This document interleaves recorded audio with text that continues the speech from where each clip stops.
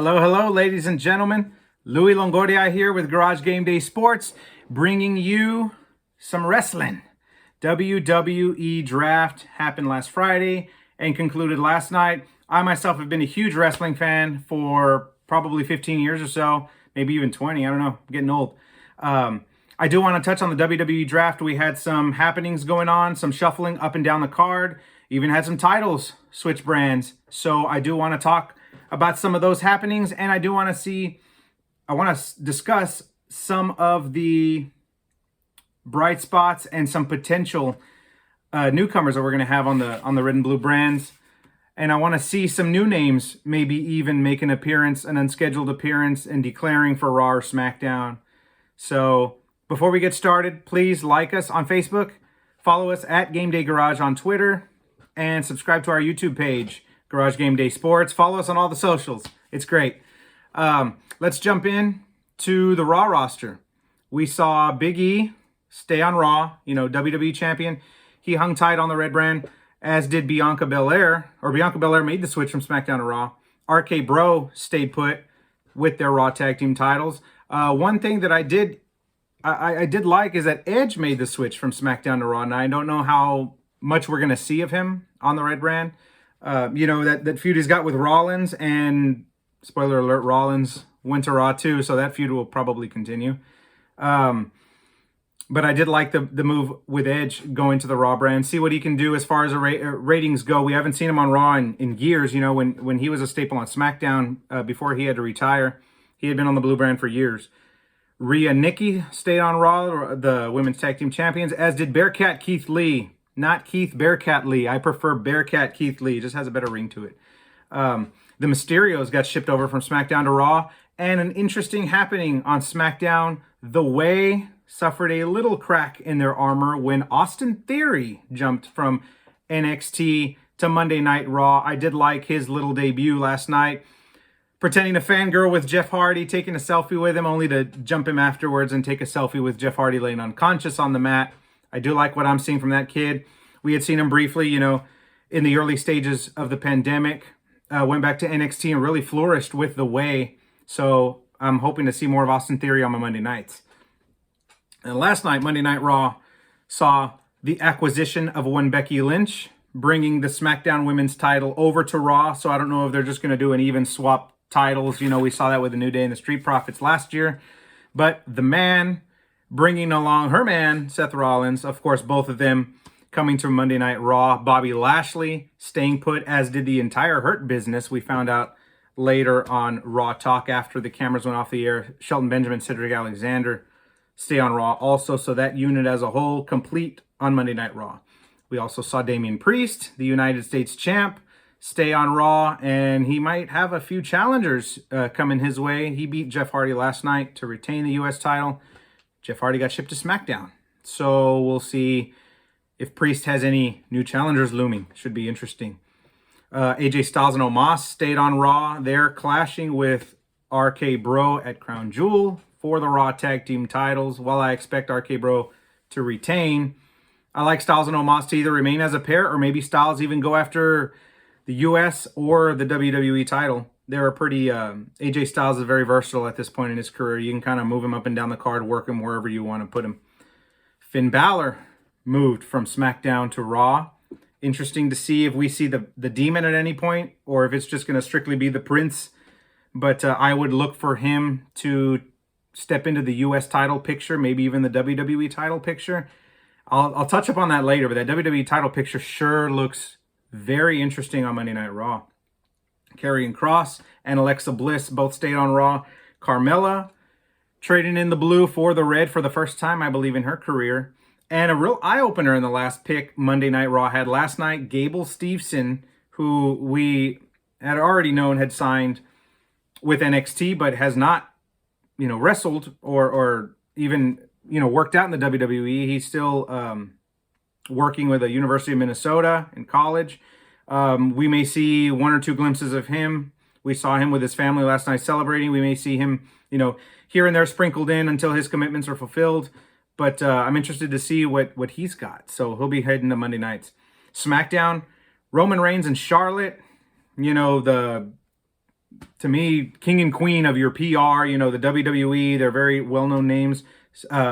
Reigns staying on Fox, as did the Usos. Charlotte Flair bringing her Raw Women's title over to the Blue Brand. Drew McIntyre and Angela, his weapon of choice, his sword, coming to SmackDown. That was a bad accent.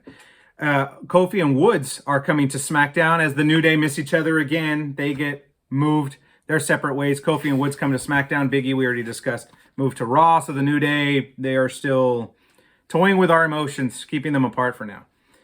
Happy Corbin, Madcap Moss will continue to be a pain in our ass on the Blue Brand on Friday nights. I really like this move from NXT, bringing up Hit Row, the quartet, you know, Isaiah Swerve Scott, who is the current NXT North American champ, B-Fab, Ashanti, The Adonis, and Top Dollar. Them kind of like AJ Styles, you can kind of move them around the card. Swerve's the current NXT North American champ. I would expect him to lose that in the next few weeks, maybe even to Santos Escobar on an episode of NXT or the next TakeOver. But you've got a tag team in there. You've got the women's ranks, and Swerve, you know, can either start out low or maybe contend for the IC title. We may be seeing him tangle with King Nakamura soon. Naomi and Jeff Hardy rounded out the first night of the draft for SmackDown. Last night we saw the Usos to Paul Heyman's benefit, you know, because he would have died otherwise. Roman Reigns would have come after him. He got the Usos on SmackDown. Sasha Banks stayed on SmackDown, as did King Nakamura and Rick Boogs, so the IC title stays on Friday nights. I did like Sheamus coming over to SmackDown. His old buddy Cesaro's on SmackDown, who stayed, so maybe we see a reunion of the Bar. That would be nice to see, or they can remain there in their separate ways. This next round I did like on SmackDown. Shayna Basler and Xia Li, both, or Shayna coming from Raw to SmackDown, Xia Li getting the call up. No Tian Sha, her stable, they're remaining on NXT, but Xia Li has been presented as a badass the last month or two.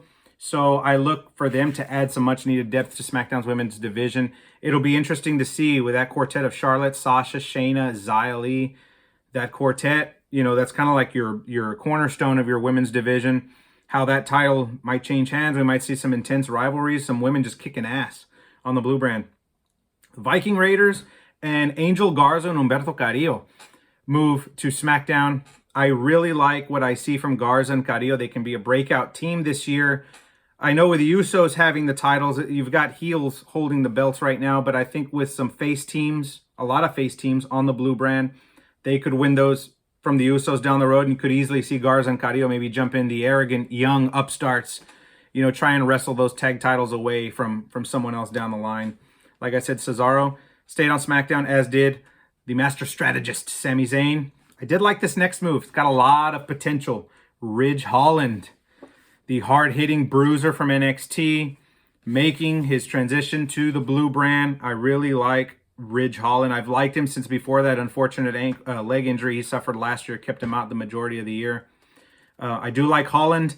I wish they had brought up Pete Dunne too. Now maybe that could be, you know, something for down the road. Maybe Pete Dunne has a run with the NXT title. They may have plans for him in NXT, or they may bring Dunne as a bit of a surprise down the line.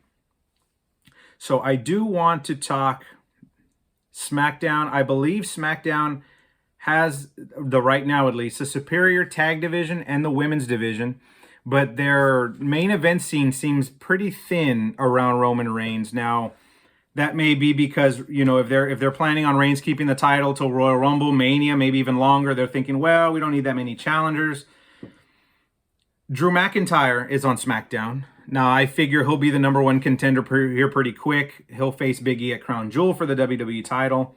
I think he'll come up short there, but him and Reigns, you can spread that out, you know, through Survivor Series, maybe TLC, maybe even a trilogy at the Royal Rumble. I don't know. You could put a multi-man match in there somewhere. You've got plenty of faces and hard hitters that could give Reigns problems. Sheamus, Jeff Hardy, Ricochet, Cesaro. You could have Nakamura if Nakamura drops the title, or you could even do a title for title thing with Reigns. You know, your options are kind of open. But I feel Reigns is going to keep the title till Mania and beyond. So right now, Raw has the stronger main event scene. The main event scene on Raw, Jesus Christ, and that's because you've got Styles and Orton in tag teams right now. You could always, you know, break them up or have them pursue singles gold kind of on top of being in a tag team. Matt Riddle in there too with Orton's partner, Matt Riddle. Definitely a name to watch in the mid-card or the main event scene. But you've got Big E, Bobby Lashley, Seth Rollins, Damian Priest, Karrion Kross, Finn Balor, Rey Mysterio. You could even throw him in for a quick feud there. Bearcat Keith Lee. I mean, you've got a stacked Raw main event scene there. That will make for intriguing television moving forward. I already touched up on the women's division and the tag teams on SmackDown. Now, Austin Theory. I do like Austin Theory on Raw. The comedic touch he's shown with the Way. I mean, he really found his stride with Johnny, Candice, and Indy as part of the Way. Hopefully he can continue to show strides of that and doesn't get lost in like the 24/7 title picture or stuck in catering or something, because he's a good-looking guy. He's got the charisma. He's got the comedic chops. He can be serious if you need him to. He can be, an arrogant douche that can, he attacked Jeff Hardy last night. He could kind of do the same. He could pick on the Mysterios or jump Finn Balor or somebody like that and instantly be put into program with him. So I do like him on Raw. I do like T-Bar. Mason T-Bar, a team we don't really talk about. They were kind of presented with a whole retribution thing, kind of went up in smoke, and they've been struggling to find their footing on Raw. Mason T-Bar split. Mace went to SmackDown. T-Bar stayed on Raw. T-Bar, Dominic Dijakovic.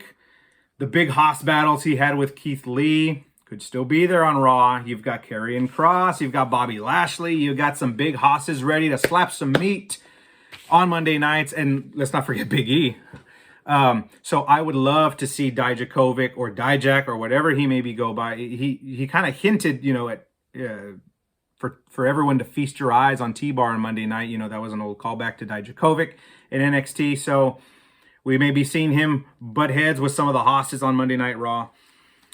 There were a few names that I wanted to see as part of this draft that we didn't quite get to, and Io Shirai's on everybody's list, which I left off for the sole purpose because she's in a tag team and she's tag team champs with Zoe Stark on NXT. So I would pump the brakes on that for now. They may eventually lose the titles and Io get called up immediately after or something. But these are two names that I wanted to see on Monday Night Raw and two I wanted to see on SmackDown. Monday Night Raw, let me talk to you. I wanted to see LA Knight, you bunch of dummies. I wanted to see LA Knight on Monday Night Raw. It would be so fitting, Monday Night Raw, not just the goofy pun in his name, but LA Knight's just oozes charisma. This dude is just a smooth talker on the mic. He, can work magic on the mic. You could put him in with any face, almost any heel, and he just come off, as a huge arrogant douche. The stuff he had with Cameron Grimes on NXT was gold. The whole $1 million, the $1 million title feud, the ladder match, the promos with Grimes and Ted DiBiase. This guy's just made for main roster. So I would hope to see him on Monday Night Raw, as do this lovely woman, Frankie Monet. She, lost her title match to Raquel Gonzalez for the NXT Women's title. But I would love to see her get called up and possibly paired with her real-life husband, Johnny Drip Drip, John Morrison. I would love to see them, either as an intergender team, and then they can kind of pair out, do their own solo thing and still pair up. But it would be very entertaining. We've seen that in the past. I would love to see them team up. She would bring more depth to the Raw Women's division.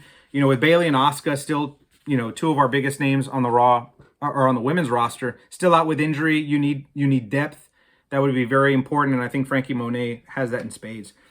On SmackDown, I know we talked about Ridge Holland on SmackDown. I would have loved to see Pete Dunne tear it up on Friday nights. The Bruiserweight, I've been a big fan of his since NXT UK. He was the longest reigning UK champ until Walter recently broke that record. Walter, Pete Dunne, the way they presented him in the Royal Rumble, he made his main roster debut a couple of years ago, but, he took it to Drew McIntyre. He was tangling with some of the bigger guys on the main roster, and he's still young. He may have more of a role in NXT. They may want to prep him for an NXT title role. I know he's somewhat of a either producer or some sort of agent putting matches together and helping the talent in NXT. He may still want to do that, but I would love him and Ridge Holland either as a tag team or Dunn maybe go after, the Intercontinental title. Him or Holland would be perfect foils for King Nakamura and Rick Boogs. But I would love to see the Bruiserweight on Friday nights. And Dakota Kai. I love Dakota Kai. The captain of Team Kick. I think she'd be an excellent addition to SmackDown. She would add much needed depth to that women's division. You know, you've got women like Toni Storm, Naomi on SmackDown too, you know, as well as Shayna Basler, Charlotte, Sasha. She could tangle up with all of them. I would have loved to see her on SmackDown. Now, some of these names, you know, they may have some stuff up their sleeve, you know, that they wanted to wait. Maybe they felt like the draft was big enough as it is, and you know, you want to wait to release more talent from NXT to push them up to the main roster later. That's yet to be seen. But I thought the draft, top to bottom, was pretty entertaining. You know, not huge names, not a ton of movement. You know, we saw Charlotte and Becky switch titles or switch brands. And then we had Gable Steveson. You know, the publicity that's going to bring is going to be pretty big. Ridge Holland, Austin Theory, Hit Row coming up, Xia Li coming up. So it's going to be an interesting next few weeks. All these changes won't take place until after Crown Jewel. So we've got a few more weeks with the current roster set. And then we've got changes and the Build a Survivor Series, which I can't wait. I love. My son and I watch Survivor Series every year. It's just awesome to see the different teams clash. So, yeah, that'll do it. It should make for a very interesting next month of WWE programming, to say the least. My name is Louis Longoria. This is Garage Game Day Sports. Feel free, once again, follow us on Twitter at Game Day Garage. Like us on Facebook. Subscribe to our YouTube channel, Garage Game Day Sports. I will see you guys later.